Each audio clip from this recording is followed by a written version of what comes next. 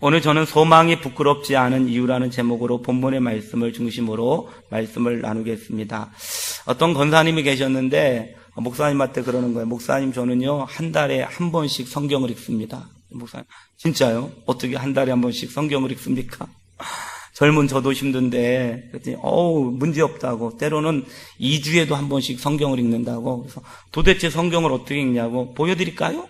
보여주세요. 그랬더니 성경을 읽는데 막 이렇게 읽는 거예요, 이분이. 막 이렇게 읽는 거예요. 아니, 속독법을 배우셨냐고. 아니라고. 도대체 어떻게 성경을 그렇게 빨리 읽냐고. 저는요, 내용은 안 읽어요. 그냥 이름만 외워요, 이름만. 아니, 성경의 이름을 외워서 뭐 하려고 그러냐. 어차피 천국 가면 인맥이 중요한데 그냥 이름만 외워서 가면 될 것 같다고. 그렇게 어떤 권사님이 성경을 읽으셨다는 거예요. 굉장히 단순한 것 같고 굉장히 무지한 것 같지만 이분의 마음속에 천국을 사모하고 천국을 믿는 믿음이 있다는 것입니다. 어떤 권사님하고 장로님이 이제 나이가 드셔서 소천을 하셨대요. 그리고 천국에 갔더니 이제 두 분이 만났대요. 가봤더니 좋은 식당이 있대요. 막 너무너무 럭셔리한 식당이 있는데 거기 가가지고 딱 앉았대요, 두 분이. 그리고 가장 이거 얼마냐고 그랬더니 가격표가 안 붙어 있어서 그랬더니 점원 이 서빙하시는 분이 공짜라고.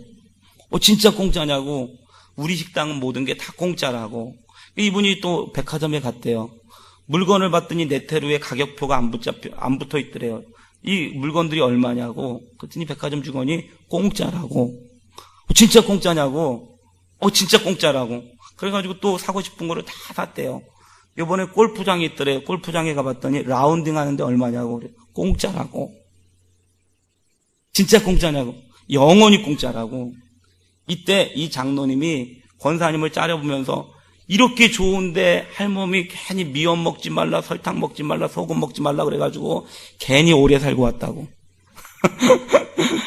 이렇게 좋은 줄 알았으면 진작 올 걸 이렇게 세상에서 머무적거리면서 살다가 왔다고. 여러분, 우리가 교회를 다니고 예수님을 믿어도 정말로 천국을 믿고 천국을 사모하는 사람이 있는 것입니다. 오늘 여러분, 이 소망이 저와 여러분의 소망이 될 수 있게 되시기를 주님의 이름으로 축원합니다. 소망이 부끄럽지 않다는 것입니다. 그렇다면 예수를 믿는 사람들의 진정한 소망이 뭔가 우리는 그것들을 볼 필요가 있다는 것입니다. 여러분이 생각하실 때 교회를 다니시면서 하나님을 믿으시면서 성경을 읽으시면서 여러분이 진실로 소망하는 게 뭘까요? 오늘 저는 여러분 각자의 의견이 틀리시겠지만 여러분이 생각하는 각자의 소망이 아닌 로마서 5장이 가르쳐주고 있는, 어쩌면 성경 전체가 가르쳐주고 있는 인간의 궁극적인 소망, 인간의 참된 소망이 무엇인가, 이 부분을 말씀을 드리면서 이 소망이 결코 부끄럽지 않은 이유가 뭔가, 이 부분을 말씀드리기를 원합니다. 첫 번째는 우리의 소망은 잃어버린 것들의 회복이라는 것입니다. 죄는요, 하나님과의 관계를 잃어버리고 죄는 하나님의 창조의 형상을 잃어버리게 되었다는 것입니다. 그렇기 때문에 인간이 예수 그리스도를 믿음으로 말미암아 의롭게 되어지고 하나님의 자녀의 신분을 복권하며 우리 안에 성령이 거하셔서 하나님 나라를 소망하고 살아갈 때 인간은 죄 때문에 잃어버렸던 창조의 형상과 하나님의 목적과 계획을 알게 된다는 것입니다. 신앙생활의 가장 근본적인 목적은 여러분 어떻게 생각하실지 몰라요. 교회 가면 문제가 해결된대. 교회 가면 결혼을 할 수 있대. 교회 가면 사업이 잘 된대. 이것도 틀린 대답은 아니지만 본질적이고 궁극적인 대답은 뭐냐 그러면 교회를 가서 하나님 말씀을 배우고 신앙생활을 하면 우리의 인격과 우리의 삶이 예수님을 닮은 창조의 형상으로 회복된다는 것입니다.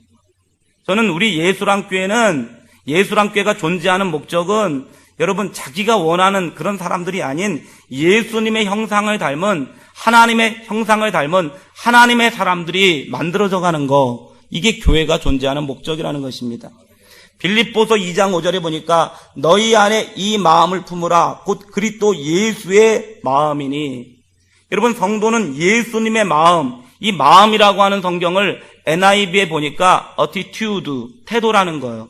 그러니까 너희가 말할 때, 밥 먹을 때, 가치관을 가질 때, 길을 걸어갈 때 너희들이 갖고 있었던 본성과 성격과 성질을 드러내지 말고 신앙생활이 지나갈수록, 말씀을 알아갈수록 너희의 삶이, 너희의 인격이, 너희의 태도가 예수님의 그것들을 본받고 닮아가야 된다는 것입니다.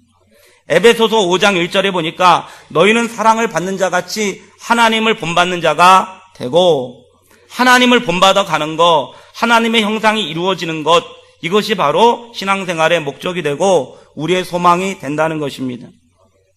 여러분이 이해하실 수 있지 모르겠지만 저는 어린 시절에 교회 오면 기도하면 어떤 좋은 일이 저에게 생길 거라고 생각해서 예수를 믿었고, 저 같은 경우는 좋은 일이 굉장히 많이 있었습니다.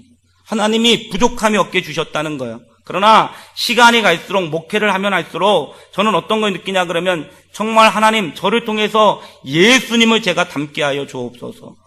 예수님을 닮게 도와 주시옵소서.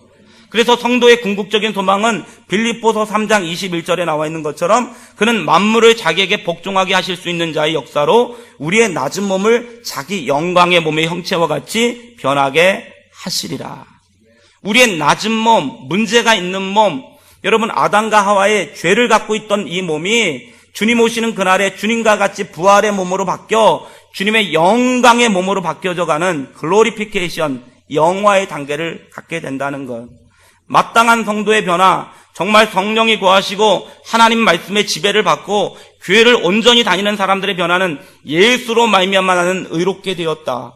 그런데 내 안에 계시는 성령께서 나로 하여금 자꾸만 하나님의 형상이 되도록 나를 성화시켜 가신다. 그리고 우리의 궁극적인 소망은 이 세상이 아닌 하나님 나라에 이르렀을 때 예수님의 고결한 형상, 아담과 하와가 잃어버렸던 창조의 형상을 회복하려고 하는 이 궁극적인 소망이 우리에게 있다는 것입니다. 두 번째는 잃어버렸던 하나님의 목적을 발견하는 것입니다. 인생의 목적이 뭘까요? 그럴 때 정말로 예수님을 믿은 사람들은 하나님이 나를 향하신 인생의 목적들을 기억하고 그 목적을 위해서 살아가게 된다는 것입니다. 인생의 목적이 뭘까요? 인생의 목적이 내가 나의 달려갈 길과 주 예수께 받은 사명, 곧 하나님의 은혜의 복음을 증언하는 일을 마치려 하면은 나의 생명조차 조금도 귀한 것으로 여기지 아니하노라. 성경을 통해서 하나님이 내 인생에게 부어주신 여러분 이 창조의 목적을 우리가 발견하고 그 목적을 향해서 나아가게 된다는 것입니다. 세 번째는 천국의 시민권을 획득하는 것입니다. 빌립보서 3장 20절에 그러나 우리의 시민권은 하늘에 있는지라 거기로부터 구원하는 자 곧 주 예수 그리스도를 기다리노니 라고 말씀하고 있다는 것입니다. 천국의 시민권. 저는 몇 해 전에 영국으로 이민을 가려고 노력했던 적이 있었습니다. 영국은 선진국인데 의료보험 체계가 굉장히 발달되어 있고 애들을 키우기가 그렇게 좋다는 것입니다. 그리고 저는 영국에서 한번 살고 싶은 생각이 있었습니다. 그래서 여러분 모든 것을 정리해서 영국으로 가려고 했습니다. 물론 영국이 저를 받아주지는 않았습니다. 제가 20대 때 미국으로 유학 가려고 했습니다. 근데 못 산다고 미국 유학도 받아주지 않았습니다. 여러분 영국에 유학 갈 수 있다면, 이민 갈 수 있다면, 미국에 이민 갈 수 있다고 한다면 정말 좋겠다, 이런 마음을 갖고 있는 사람이 있다는 것입니다. 어떤 권사님이 딸이 일찍 죽었어요. 근데 사람들한테 그런데요. 아니 딸이 어디 갔냐고 그러면 우리 딸이 미국 갔다고. 아니 돌아가신 거 뻔히 아는데 미국 갔다고. 그랬더니 이분이 아름다움이 천국국. 아름다운 천국이 미국이래요. 아멘. 여러분 우리에게 천국이 있다는 것입니다. 아멘. 영원히 질병과 고통과 눈물과 사망의 음침한 것이 없는 우리 인생이 진정 예수님을 닮아가는 그 진정한 천국이 우리에게 있다는 것입니다. 천국이 있다. 천국의 시민권이 있다. 미국보다 더 좋고 영국보다 더 좋고 영원히 멸망하지 않는 천국이 우리에게 있다. 이게 여러분 우리의 궁극적인 소망이 되는 줄로 믿습니다. 이 천국을 향해서 우리는 이 세상을 살면서 인생의 나그네 길과 같잖아요. 안개와 같고 이슬과 같고 여름날의 장마와 같고 아침 이슬과 같고 여러분 푸릇푸릇 파란 것 같지만 여러분 꽃잎과 같은 인생 속에서 이 인생의 허무함 속에서 보이는 것은 잠깐이요 보이지 않는 것들은 영원함이라. 보이는 잠깐의 것들, 순간적인 것들, 일시적인 것들을 위해서 살아가지 아니하고 영원히 새하지 아니하고 영원히 변하지 아니하고 영원한 천국을 위해서 우리는 지금 살아가고 있다는 것입니다. 그렇기 때문에 인생의 목적은 하나님께서 천국에 들어갈 수 있도록 우리를 정금처럼 연단해 가시고 천국에 입성할 수 있도록 우리의 삶들을 만들어 가시는 것, 그것이 인생의 또 다른 목적이 된다는 것입니다. 여러분, 인생을 살아가면 살아갈수록 사람들은 세상의 부질없음을 알게 돼요. 나이가 많이 드신 분들이 더 살고 싶은 분도 계시지만 저보고 한 번 더 살라 그러면 저는 지루해서 못 살 것 같아요. 저의 마음속에서 천국을 사모하는 마음이 있습니다. 지금도 충분히 힘들 때가 있다는 것입니다. 그런데 사람들의 마음속에서 여전히 이 세상의 욕심을 갖고 이 세상을 버리지 못하고 이 세상에 결국은 붙들 수 없는 것들을 붙들기 위하여 젊음은 붙들 수가 없습니다. 아무리 화장을 하고 아무리 성형을 해도 젊음은 붙들 수가 없어요. 이 세상 속에서 사랑도 붙들 수가 없습니다. 이 세상 속에서 참다운 만족과 기쁨도 붙들 수가 없다는 거예요. 부모님도 붙들 수가 없었어요. 제가 보니까 아내와 남편도 붙들 수가 없어요. 제가 보니까 자식도 붙들 수가 없어요. 저는 자식 하나 더 낳고 싶어요. 왜냐하면 애들이 어릴 때는 뽀뽀해도 반항을 안 하고 일로 와 그러면 오고 그러는데 애들이 크니까 품 안의 자식이라고 자식도 제 안에 남아있지 않더라는 거예요. 돈도 영원하지 않아요. 직업도 영원하지 않아요. 아무것도 영원하지 않아요. 여러분도 느끼시겠지만 가만히 생각해보면 인생처럼 허무한 게 없고 가만히 생각해보면 인생처럼 덧없는 것도 없어요. 후딱 지나갑니다. 벌써 10월 달이잖아요. 2014년이 후딱 지나가는데 지나온 인생을 돌이켜보면 후딱 지나가게 된다는 것입니다. 하나님은 인생의 여러 가지 사건과 상황을 통해서 사람으로 하여금 이 철이 들게 만드는 것입니다. 인생은 덧없는 거다. 잠깐 있다 가는 거, 보이지 않는 거, 그 알량한 지식, 그 알량한 물질, 어차피 네 것도 아닌데 집문서가 내 걸까요? 내 머릿속에 있는 지식이 그렇게 대단할까요? 나의 건강이, 나의 외모가, 내 인격이 그렇게 고상한 걸까요? 그렇지 않습니다. 내 믿음이 그렇게 괜찮은 걸까요? 그렇지 않습니다. 주님 앞에 우리 자신을 비춰봤을 때 인생의 그 어떤 것도 자랑할 일이 없고 인생의 그 어떤 것도 영원한 것이 없다는 것입니다. 이거를 하나님께서는 전 인생을 통해서 우리에게 깨닫게 만들어 가신다는 것. 때때로 환란이 우리 인생에 필요한데 성경적으로 봤을 때 의를 위하여 받는 환란이 있다는 것입니다. 마태복음 5장 10절로 12절에 보니까 의를 위하여 박해를 받는 자는 복이 있나니 천국이 그들의 것임이라. 나로 말미암아 너희를 욕하고 박해하고 거짓으로 너희를 거슬러 모든 악한 말을 할 때는 너희에게 복이 있나니 기뻐하고 즐거워하라. 하늘에서 너희의 상이 큼이라. 너희 전에 있던 선지자들도 이같이 박해하였느니라. 오늘 인생을 살아가면서 어떤 사람은 예수를 열심히 믿고 신앙생활을 하고 기도생활을 해요. 근데 우리 인간적인 기준은 근데 저 사람은 왜 저렇게 건강이 나빠? 저 사람은 왜 이렇게 생계가 어려워? 저 사람은 왜 하는 일마다 안 돼? 여러분, 이런 관점으로 볼 때가 있다는 거. 이거는 지극히 현세적인 관점이고 지극히 인간적인 발상이라는 거예요. 승부는 천국 가봐야 된다는 것입니다. 이 세상에 거지 나사로도 있고 부자 같은 사람도 있지 않습니까? 부자가 천국에 가는 것이 낙타가 바늘기로 들어가는 것만큼 어렵다는 것입니다. 부자는 왜 천국에 들어가기가 어렵냐 그러면 마음속에 하나님을 둘 만한 공간이 없기 때문에 그렇다는 거예요. 이 세상에 누리는 것 같고 부귀가 있는 것 같고 권력이 있는 것 같지만 천국에서는 아무것도 없는 사람이 있다는 것입니다. 그 마음속에 돈은 있지만 인격도 없고 그 삶 속에 아파트는 있지만 그 마음속에 천국에 한 평도 가질 수 없을 만큼 믿음이 없는 사람이 있다는 것입니다. 이 세상에서 핍박을 받고 박해를 받고 조롱을 받고 이 세상에서 가난한 자 같지만 성경은 가난한 자 같으나 부유하고 무명한 자 같으나 유명하고 속이는 자 같으나 참되고 아멘.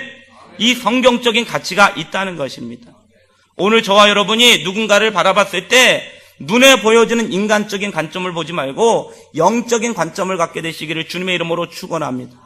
세상의 모든 지식과 모든 권력과 모든 부귀와 영화를 가졌던 솔로몬은 인생을 인조했어요.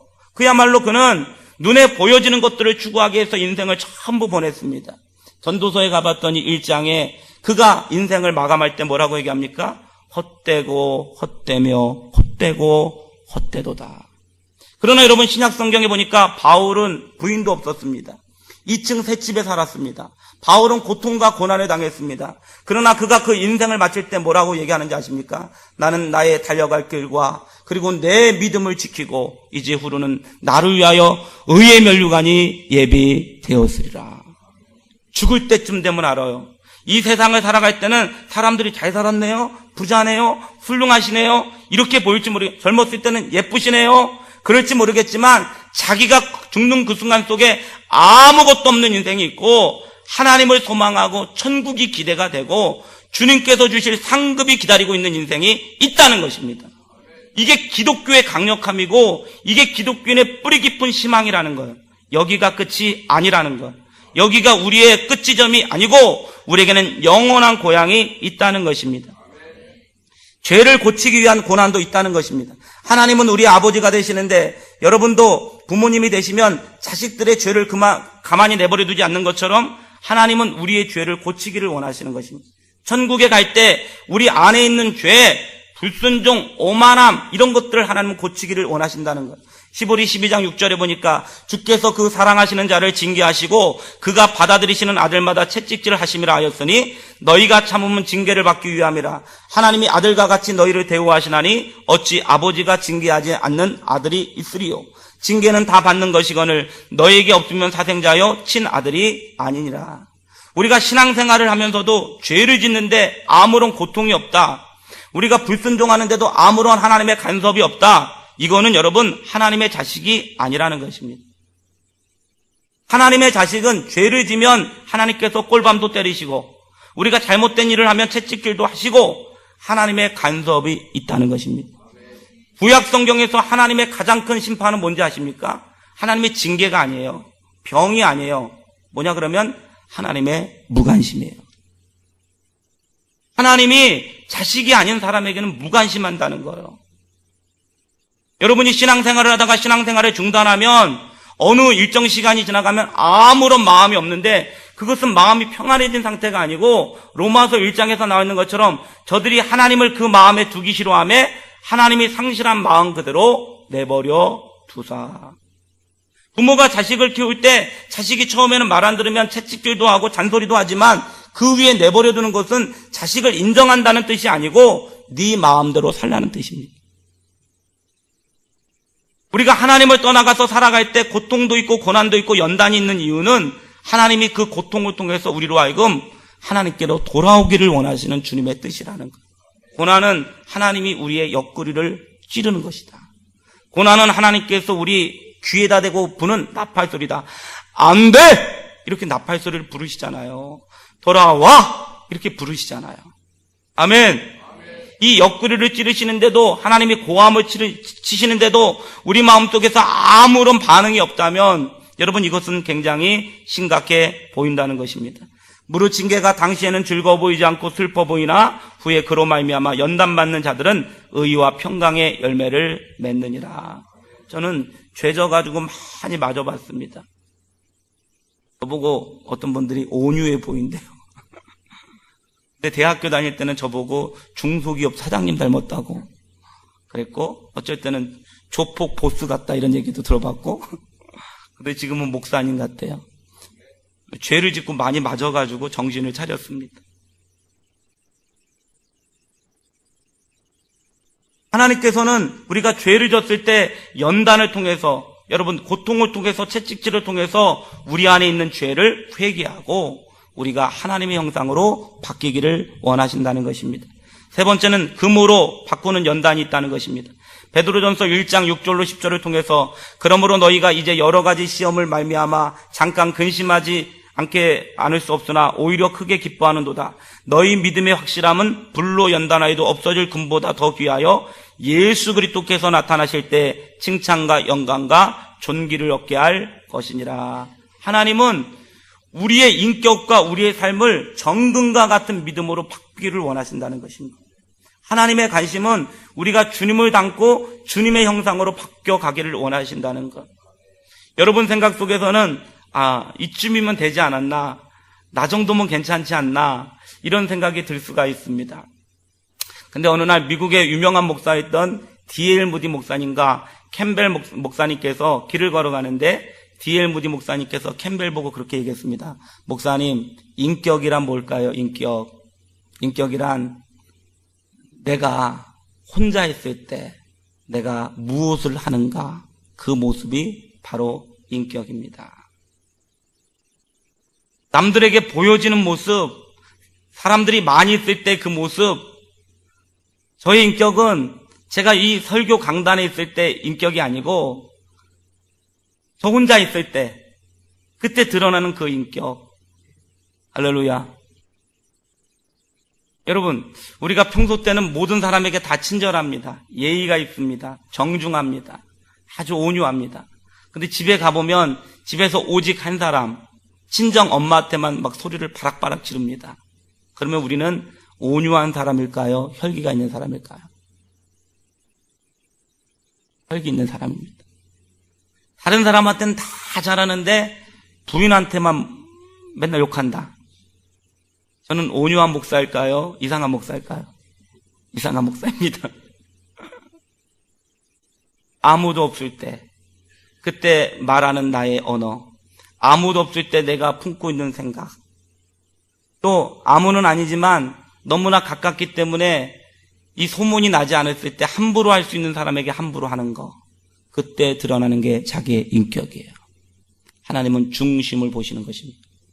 사람은 외모를 보거니와 여호와는 중심을 보신다. 그래서 우리는 저 사람보다 내가 낫는데요, 이 정도면 괜찮은데요, 이렇게 생각하시면 안 되고 하나님 앞에서 내 자신을 투명하게 비추면서 하나님이 나를 바꿔가기를 원하시는구나. 나에게는 여전히 혈기가 있고, 나에게는 여전히 거짓이 있고, 나에게는 빙그레 웃고 있지만 계산이 있고, 여러분, 이 정금과 같지 못한 이 불순물들을 하나님은 연단해 가신다는 사실입니다. 신앙생활을 할 때도 하나님은 연단을 통해서 정금과 같은 믿음과 그렇지 않은 믿음들을 구별해 가신다는 것입니다. 서울에 있었던 어떤 교회 장로님이 계셨는데 김수웅 장로님이라는 분이십니다. 이분이 어떤 사업을 했냐 그러면 염전에서 소금을 쌀 때 사가지고 비쌀 때 파는 거죠. 당연하죠. 근데 어느 날 봤더니 소금을 아주 싼 값에 팔더래요. 그래서 그걸 다 사다가 서울의 용산에 있는 창고에다가 그걸 모아놨대요. 용산이 다른 데보다 좀 높답니다. 그쵸? 높죠? 우리가 한남대교 타고 올라가 보면 용산 이쪽이 좀 높잖아요. 그래서 용산에다가 탁 창고를 모아놓고 이제 이거 비싸면 팔겠다고 야무진 꿈에 사로잡혀 있었다고 합니다. 근데 어느 해인가 장마가 얼마나 크게 왔는지 한 번도 여러분 차오르지 않았던 이 물이 그 소금 가마니를 다 녹여버렸대요. 물이 차가지고. 아마 순식간에 일생에 모아놓았던 사업 자금과 사업의 토대가 다 무너진 것입니다. 그때 당시에 이분이 여의도 순복음교회를 다니고 계셨는데 조영기 목사님하고 사모님이 걱정이 되니까 신방했대요. 왜냐 그러면 성도들이 갑자기 사업에 망하거나 실패하면 믿음을 떠나가는 사람들이 많잖아요. 그죠? 평소 때는 신앙생활 잘하다가 어려움이 있거나 상황이 안 좋아지면 믿음을 이렇게 잃어버리는 사람이 많거든요. 그러니까 목사님이 그분을 찾아갔대요. 그래서 막 신방하면서 위로하면서 어떻게 하면 좋으냐고, 어떻게 하면 좋으냐고. 이때 김승 장로님이 어떻게 하면 좋으냐고 하는 이 목사님의 얘기에 뭐라고 얘기했냐 그러면 목사님, 사모님 걱정하지 마십시오. 모든 것이 떠내려갔습니다. 그러나 제 믿음만은 아직 떠내려가지 않았습니다. 모든 것이 떠내려갔을 때 가정이 깨지고 사업이 망하고 애들이 말 안 듣고 몸은 아프고 신앙생활을 해도 기도를 해도 이렇게 헌신했는데 아무것도 남지 않았을 때 그때 그럼에도 불구하고 나는 여전히 주님을 사랑합니다. 나는 여전히 주님을 믿습니다. 그게 정금이라는 것입니다. 하나님은 우리가 이 진실된 이 정금과 같은 믿음의 수준이 될 때까지 우리를 연단해 가신다는 것입니다. 할렐루야. 오늘 저와 여러분 가운데 이 정금과 같은 믿음이 있게 되시기를 주님의 이름으로 축원합니다. 이 소망이 영원한 소망이 되시기를 주님의 이름으로 축원합니다.